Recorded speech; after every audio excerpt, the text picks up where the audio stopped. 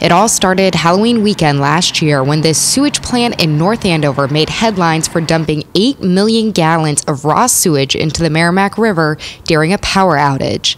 The plant had no generator. But a Herald investigation soon uncovered the wastewater dumping is a regular practice of that and several other plants along the river due to outdated infrastructure. The dumps, called combined sewage overflows, contributed some 2.8 billion gallons of untreated wastewater in the river every year. But new reports show that a year later, the situation for the river, which supplies drinking water for 600,000 people, has deteriorated even further. It is pretty dire. It's so unpristine that if the water isn't inspected constantly, there's a risk that it could make people sick. I'm really concerned about it, not only from a health perspective, but from an economic development perspective. The Greater Lawrence and Lowell plants have both dumped more than twice as much raw sewage this year as they had in all of 2017, and it's only October. The bacteria levels are off the charts.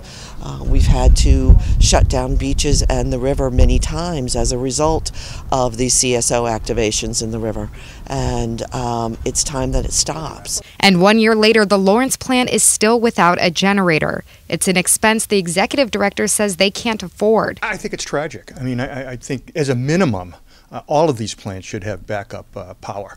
It's just inexcusable that we can't even get a plan to get it, other than, everything is constrained by funding. I understand that, but this is a priority. Tonight, local mayors and citizens will gather here in Newburyport for a public meeting to try to determine some solutions before the problem grows even worse. But across the board, they already agree on at least one path forward. I think the only solution is federal funding. The communities alone can't afford to overhaul the infrastructure, locals argue, and federal government intervention may be the only way to protect their water. As an organization, we're not saying this needs to be cleaned up in a year. It would bankrupt some of these communities, but we do want to see it cleaned up according to a reasonable schedule.